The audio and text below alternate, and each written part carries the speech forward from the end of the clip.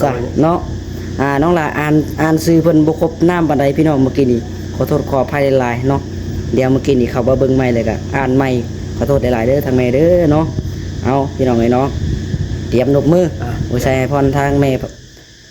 ทางแม่พันธุ์สินประเสริฐเพิ่นแน่เนาะเอาจังไดก็ได้ทางลูกๆก็ขอให้ทางแม่พันธุ์สินประเสริฐเนาะอันนี้ก็ทางแม่พันธุ์สินประเสริฐเพิ่นพี่น้องเอ้ยได้โมทนาเงินซื้อซีแพ็คเนาะต่อยอดประตูคงให้วัดสีบุญเฮืองขอให้บุญกุศลครั้งนี้แม่พันธุ์ที่กำลังบ่สบายอยู่ห้องหมอขอให้แม่หายป่วยและต่ออายุให้แม่พันธุ์ประเสริฐแม่พันธุ์สินประเสริฐด้วยเถิดเนาะเพิ่นว่าสาธุพี่น้องเนาะ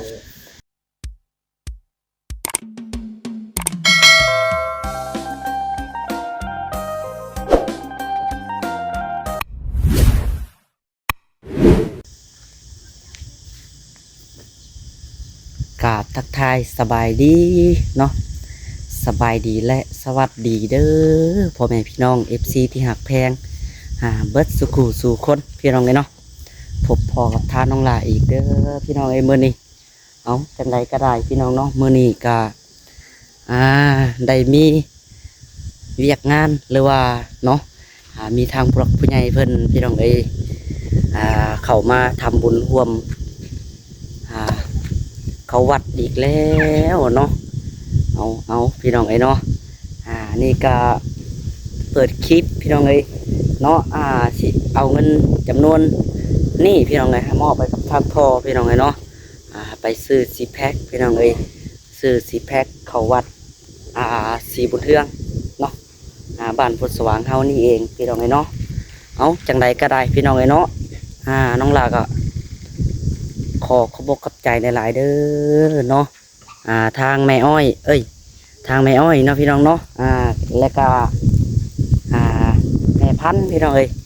แม่พันธุ์ประเสริฐเพิ่นเนาะเป็นผู้โมทนาบุญพี่น้องเพิ่นได้ส่งเงินมาจำนวน5,200,000เนาะ90,000พี่น้องกับพอดีเพิ่นได้ฮักไปเนาะน้องหลาได้มาแต่5,200,000พี่น้องหักค่าบัญชีเพิ่นเนาะเอาจังไรก็ได้สาธุเด้อเนาะทางแม่พันธุ์เนาะที่โมทนาบุญซื้อ10 แพ็คเนาะเข้าวัดสีบุญเฮืองพี่น้องก็ขอให้ทางแม่เนาะอยู่ดีไม่แห้งสุขกายสบายใจเนาะขอให้แม่แต่มีแต่ความสุขความเจริญนะแม่เด้อความเจ็บบ่อยได้ความไข่บ่อยมีเนาะปรารถนาสิ่งใดก็ขอให้แม่ได้สมพรปรารถนาได้แม่เด้อสาธุพี่น้องเนาะไปเดี๋ยววันนี้ก็ไปเบิ่งบรรยากาศพี่น้องเทพื้นเฮือนน้องเตยทองเพิ่นก็แล้วเนาะแล้วล่ะพี่น้องนั่นกำลังแกะแบบแกะอย่างอยู่เอาไปเดี๋ยวไปเบิ่งบรรยากาศกล้องหลังน้ำกันพี่น้องเอาทางนี้ก็กำลังเตรียมอยู่พี่น้องทางพ่อก็ได้คือว่าสิได้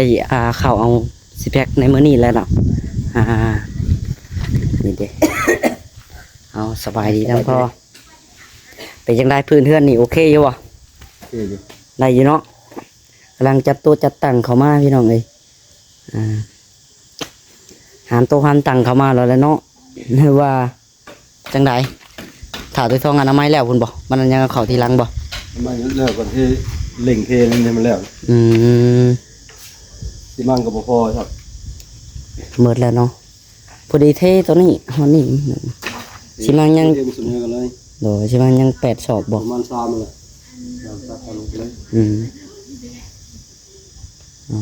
พี่น้องเนาะเอาเดี๋ยวกาเบอร์นี่เนาะเดี๋ยวหาบนนั่งกันพอยเอาจะใส่ยูนี่ก็ได้แล้วตังกันยังหาหมดแล้วเนาะโต๊ะยังหาหมดแล้วนั่งยูนี่แหละ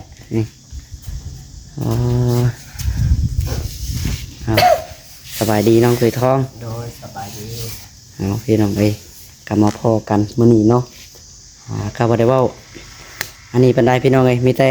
เปิดคลิปแล้วก็คือเนาะในมื้อนี้มีเงินทางอันนี้พี่น้องทางงานแม่พันธุ์ประเสริฐเพิ่นเนาะ ได้มอบหมายหรือว่าเพิ่นได้ส่งเงินมาให้พี่น้องเอ้ยให้ซื้อสิแพ็คเนาะซื้อสิแพ็คเข้าบ้านเข้าวัดเนาะเข้าวัดศรีบุญเทืองนี่แหละเข้าวัดศรีบุญเทืองบ้านเฮานี่แหละเนาะ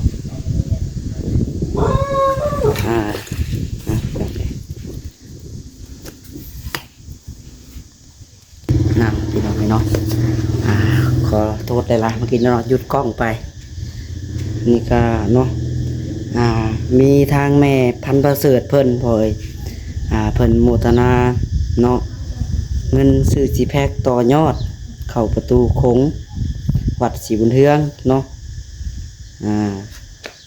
แล้วก็ให้ทางพ่อเพิ่นพี่น้องเพิ่นโมทนาเข้ามาประมาณ5 ล้านเนาะ5 ล้านพี่น้อง5 ล้าน5 ล้าน2 แสนเนาะ92,000 กีบพี่น้องแล้วก็เพิ่นฮักไปเนาะยังได้แต่5 ล้าน2 แสนพี่น้องราคามันซีเพิ่นเนาะ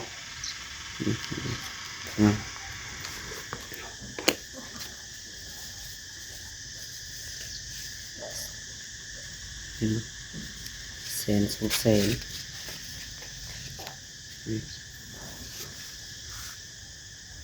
โอเคลองนับเบิ่งก่อน 3 4 5 ลองนับเป็นใบเลยก็ได้อย่าไปหอดมันบ่ครบเลยน้องละโอนเอาเงินเอาให้ก็บ่ได้นับได้มีแต่เอามาเลย ผ่านนู่นว่า3 4 5 6 7 8 9 101 2 จับ 3 เถิดครับ 1 2 3 4 5 6 7 8 9 10 1 2 3 4 5 6 7 8 9 10 2 3 4 5 6 7 8 9 10 1 2 3 4 5 6 7 8 9 10 11 12 พอดีเนาะ5 ล้าน2 แสนน้ำมันรถน้ำมันรางเพิ่นเลย น้ำมันจับได้ครับน้ำมันจับบ่คือน้ำมันรถใหญ่ มันรถใหญ่เด้อ้าวพอจะเอารถจักรจะไปแก่ รถใหญ่แล้ว คือถามรถจักรเนาะ รถจับมันก็ได้แต่แผ่นเดียวเลย มันเยอะเนาะ เป็น300 แผ่น ยังบ่พอได้320 แผ่นบ่ เลย 5 ล้านนี่จังว่าเท่าไหร่ ปีไหนพออยู่ ดีเป้แล้วบ่ สำคัญกำลังเป็น ไปเถื่อนก็ต้องมีให้ค่ารถเพิ่นนำบ่ โดยให้และ ค่ารถเพิ่นเท่าไหร่ประมาณเท่าไหร่ พันมากเลยให้เป็นแต่ส่งแสนซื้อน้ำมันรถ แสน ส่งแสนซื้อน้ำมันรถเดี๋ยวนี้น้ำมันรถบ่ได้แล้วส่งแสน บ่ได้แล้ว โอ้วันรถน้ำมันก็ขึ้นนี่เลยน้ำมันสั่งเล็กหนึ่ง42,000แต่ส่วน48 พอแห้งเนาะลิตรหนึงก็สมลิตรอะไรอย่างเนาะมันก็เงินขึ้นบ่แม่นน้ำมันขึ้นน้ำมันซ้ำเก่าเงินแพง น้ำมันลงเงินขึ้น น้ำมันน่ะคือเก่าแล้วได้ชักลิตรหนึงก็ได้ลิตรหนึงสั่ง2 ลิตรก็ได้2 ลิตรเนาะแต่เงินได้บัก2 ลิตรมันก็ 80,000บ่80ปลายพันบ่ เกือบลิตรละ100 บาทละ เอา2 ลิตร80ปลายพันเลย เลย ตะกี้น่ะ2 ลิตรนี่ก็50,000เนาะ 50 เดี๋ยวนี้40กว่า ตะกี้40ปลายเนาะ 40ปลาย เดี๋ยวนี้2 ลิตรเนาะโอ้ย80,000แล้ว80ปลายบ่แล้ว ขึ้นละ แสนกีบพี่น้องใส่น้ำมันรถยังบ่เต็มถังเนาะมาจับสำหรับรถจักรเนาะอันนี้ก็พี่น้องเลยเนาะเพิ่นฝากให้ทางพ่อเนาะโอ้ยใส่ให้พ่อในทางแม่พันธุ์เพิ่นเด้อพี่น้องเนาะพอแกเพิ่นชวนไปแล้วบ่ถ้าแกเพิ่นมาแล้วพี่น้องเลยมีแต่ให้ทางพ่อเพิ่นโอ้ยใส่ให้พ่อทางแม่พันธุ์ประเสริฐเพิ่นก่อนเนาะคือสิผู้ใหญ่เพิ่นเว้านำทางพ่อเบิดแล้วบ่หรือว่ายังเรื่องโอ้ยใส่ให้พ่อเพิ่นเดี๋ยวหยุดกล้องก่อนซะพี่น้องเลยเนาะพี่น้องเลยเนาะให้ทางพ่อเพิ่นอ่านนั่นคำโอ้ยใส่ให้พรว่าบ่ชื่อเพิ่นว่าเนาะ เอาสาเดียวน้องลาแล้วก็ทั้งพ่อเนาะเลี้ยงน้องลาจะเป็นคนอ่านทั้งพ่อก็จะเป็นลบมือเนาะ โดย แล้วก็ตัวทองกันลบมือนํกันพี่น้องเอ้ยตอนนี้ก็เฒ่าแก่เพิ่นมาแล้วบ่ มา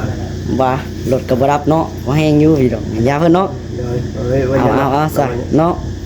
น้องลาอ่านชื่อเพิ่นบ่ครบนามปานใดพี่น้องเมื่อกี้นี้ขอโทษขออภัยหลายๆเนาะเดี๋ยวเมื่อกี้นี้เขามาเบิ่งใหม่เลยก็อ่านใหม่ขอโทษหลายๆเด้อทางแม่เด้อเนาะเอาพี่น้องเอ้ยเนาะเตรียมนบมือโอ้ใส่ให้พรทางแม่ทางแม่พันธุ์สินประเสริฐเพิ่นแน่เนาะเอาจังไดก็ได้ทางลูกๆก็ขอให้ทางแม่พันธุ์สินประเสริฐเนาะอันนี้ก็ทางแม่พันธุ์สินประเสริฐเพิ่นพี่น้องเอ้ยได้โมทนาเงินซื้อซีแพ็คเนาะ